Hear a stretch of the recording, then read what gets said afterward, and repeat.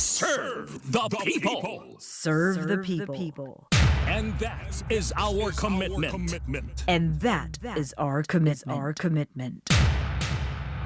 We are DWFM 92.3 True FM. 22,621 na police personnel ang inaasahang magbabantay sa controlled points sa paligid ng batasang pambansa at sa National Capital Region para bigyang seguridad ang ikatlong State of the Nation address ni Pangulong Marcos Jr. sa Lunes, July 22. Hindi pa kasama rito ang 1,329 na mga tauhan ng Metro Manila Development Authority na tutulong sa pagsiguro na magiging maayos ang seguridad at dadaanan ng mga mambabatas at mga magtutungo nga sa naturang zona. 20 milyong piso raw ang inilaan ng Kamara de Representante para nga sa okasyon na ito. Hindi lang naman daw ito para sa pagkain ng mga kagalang-galang ng mga mambabatas at mga panauhin sa naturang pagtitipon, kundi para na rin daw sa ilang pang mga gastusin tulad ng 3 set ng uniforme para sa 2,000 secretariat employees, mga imbitasyon at giveaways, mga technical equipment, mga bulaklak at dekorasyon, at maging ang pagkain at inumin ng mga magbabantay sa zona. Pati nga din ang pagkain ng mga pulis at mga magbibigay seguridad sa zona. Pasintabi lang po sa nagbibigay katarungan sa 20 million pesos na gastusin na ito. Sa pagkain pa lang ng mga pulis at mga tauhan ng MMDA, sa simpleng agahan, tanghalian at hapunan, huwag nang isama ang merienda, halos 12 milyong piso na ang mag-aagasta. Sa pangangatwiran na makatarungan ang 20 million pesos na gasto sa zonang ito ng Pangulo, lalong nalantad ang katotohanan na higit-higit pa sa 20 million pesos ang magiging gastos dito ng bayan, lalo hong lumalabas ngayon ang katotohanan. Pero sige na nga, hayaan na po natin. Itong sinasabi po na 20 million pesos. Total naman, ito po daw para nga masiguro ang kaligtasan at kaginhawaan ng ating Pangulo, mga kagalang-galang na mga mambabatas, at mga umano'y importanteng tao, VIPs na imbitado sa pagtitipon. Pero ano ba ang maaasahan natin?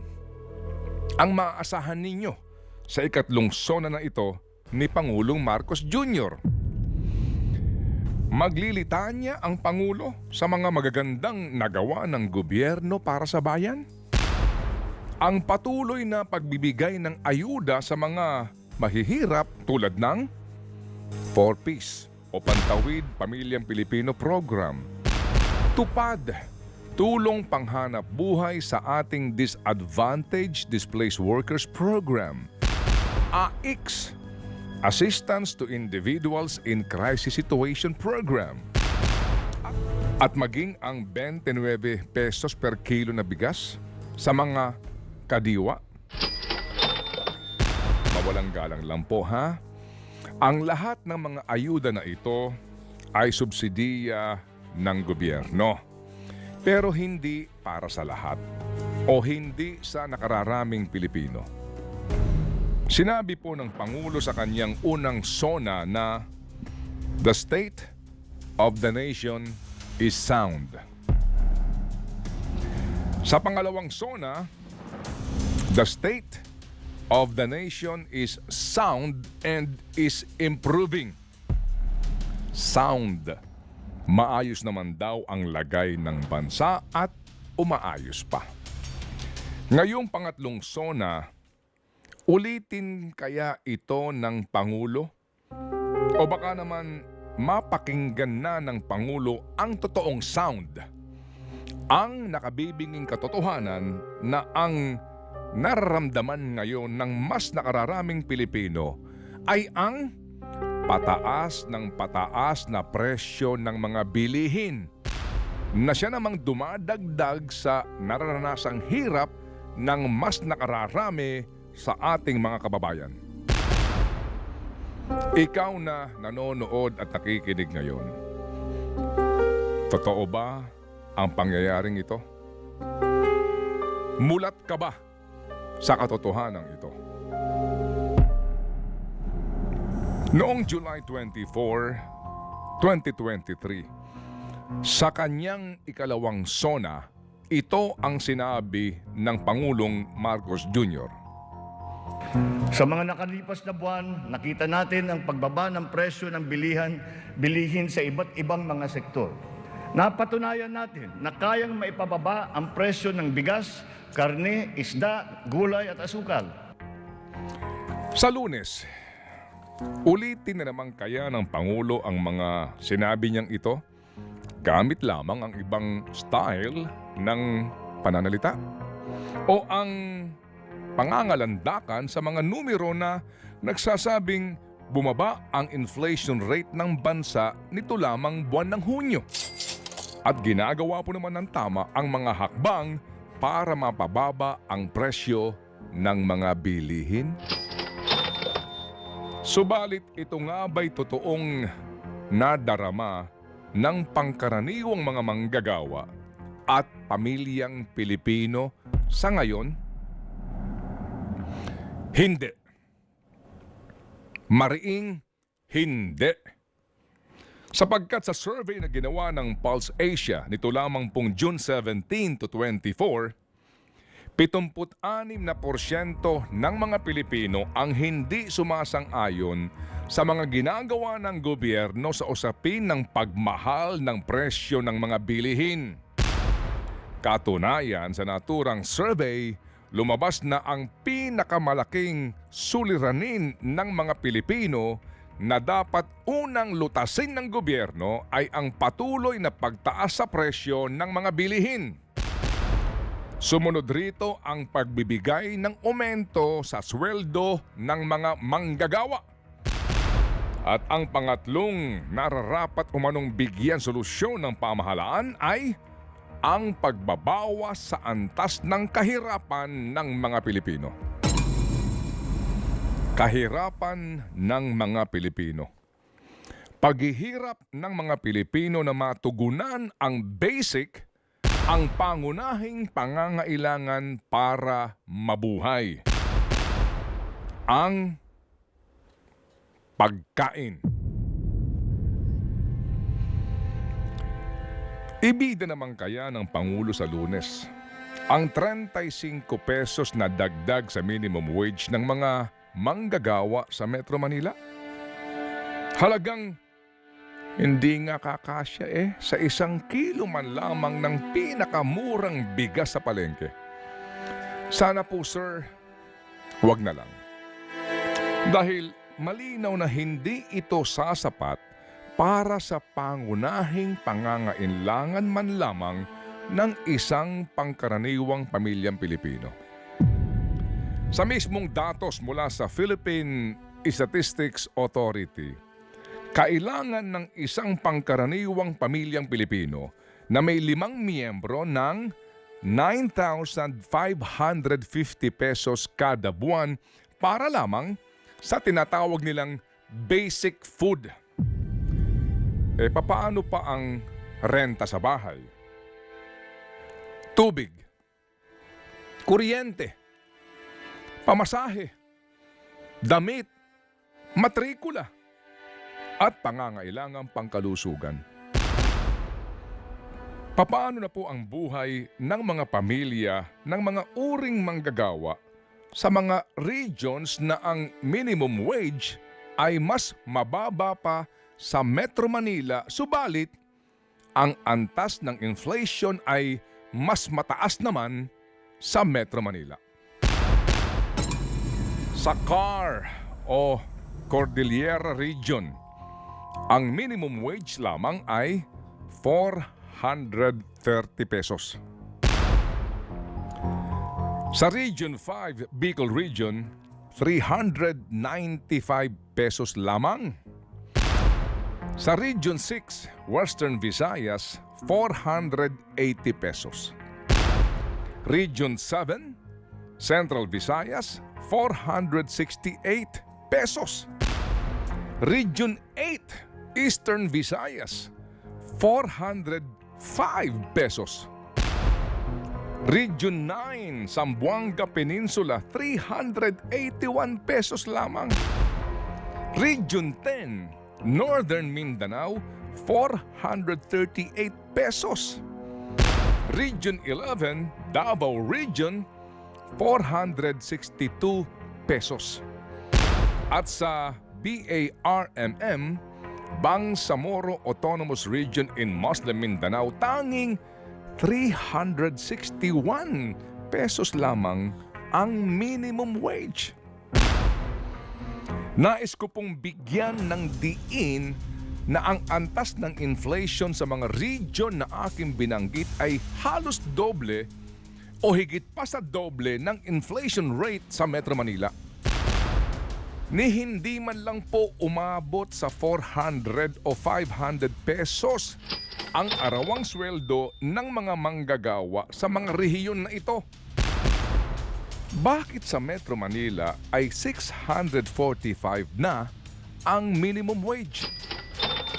Kung ang sinasabi ng mga manggagawa dito sa Metro Manila na ito ay kulang pa ang naging dagdag na 35 pesos at kulang pa ang arawang sahod para mabuhay ang mga taga Metro Manila, paano pa kaya sa mga probinsya? Kaya naman, hindi nakapagtataka na sa pinakahuling survey po naman ng social weather stations, lumabas na 4 sa bawat 10 Pilipino ay nagsasabing sila'y mahirap. At 14.2% ng mga pamilyang Pilipino o katumbas ng 3.95 million Filipino families ay nagsasabing sila'y nakaranas ng involuntary hunger o kawalampo ng makakain. Sa hindi may tatangging realidad na poverty o kahirapan pa rin ang numero 1 problema ng Pilipinas. Ang tanging paraan po lamang na magagawa ng mga nahihirapang Pilipino ay ang magtipid. Mamaluktot sa maigsing kumot.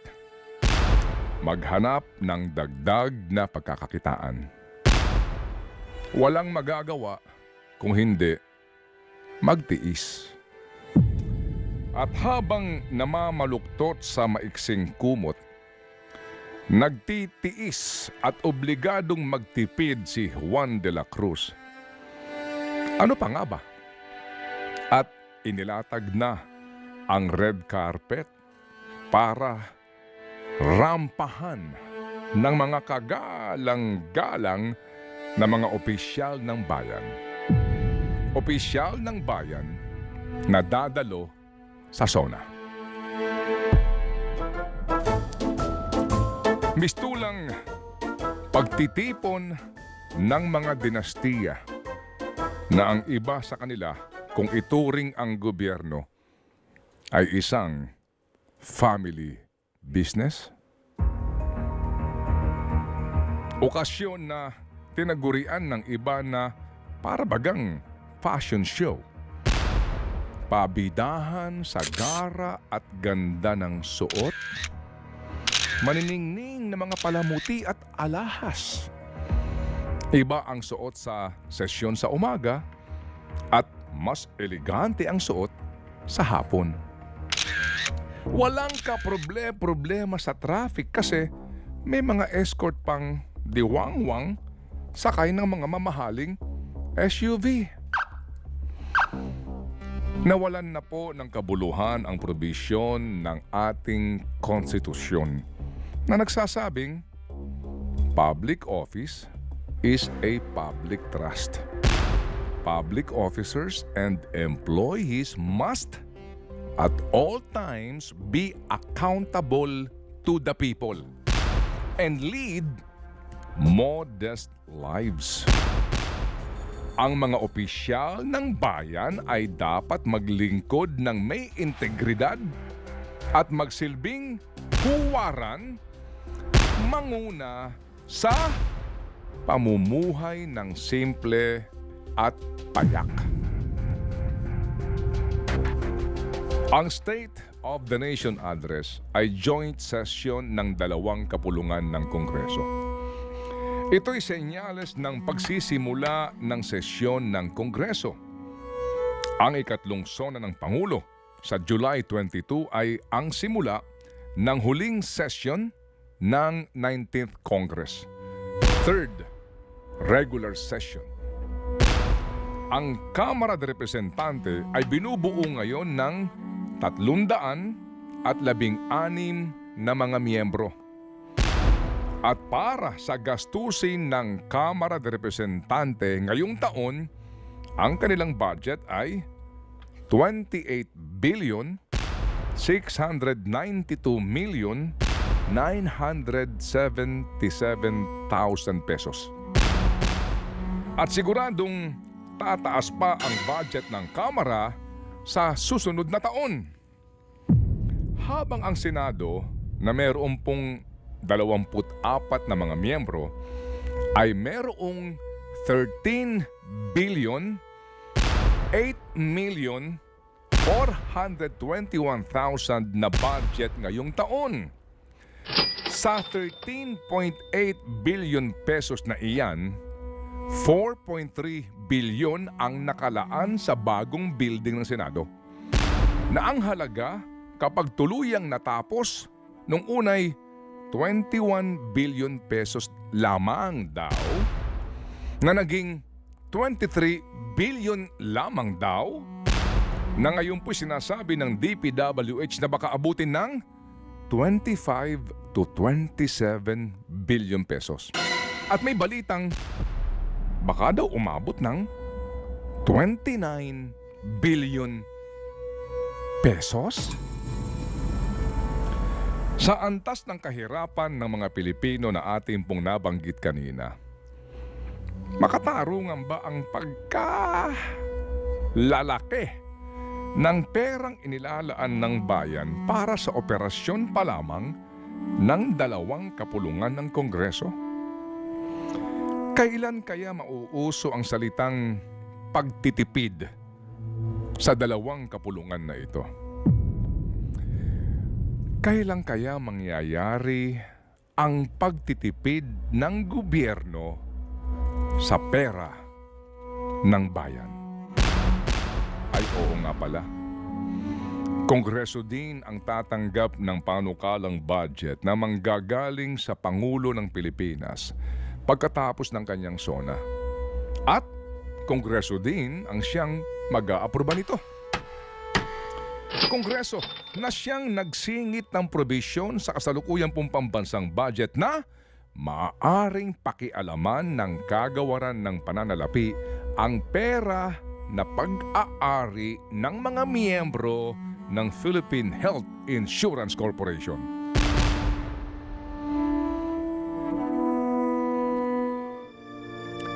Asahan na po natin na magbibilang po na naman ang media kung gaano karaming palakpakan ang mangyayari habang nagtatalumpati sa Lunes ang Pangulo. Kung ilan ang standing ovation. Mapapanood na naman po natin ang abot-taingang ngiti ng mga mambabatas at tinaguriang VIPs kasabay ng kanilang masigabong palakpakan. Hindi naman po ito nakapagtataka dahil kabalintunaan po sa nararanasan na hirap at bighati ng mga uring manggagawa at mga pangkaraniwang Pilipino, wala naman silang pinoproblema sa mahal ng mga bilihin. Wala naman silang alalahanin sa gastusin sa pagpapaospital, maging sa matrikula ng kanilang mga anak o sa pagkocommute. Komportable ho naman ang kanilang mga buhay. Pero may magagawa pa ba tayo dito? May magagawa ka pa ba dito? Panoorin na lang po ninyo ang kanilang gagawing pagpalakpak. Pero ikaw, papalakpak ka rin ba? Think about it. Ted Filon at DJ Chacha ngayon nasa Radyo 5 92.3 News FM Monday to Friday 6 to 10 a.m.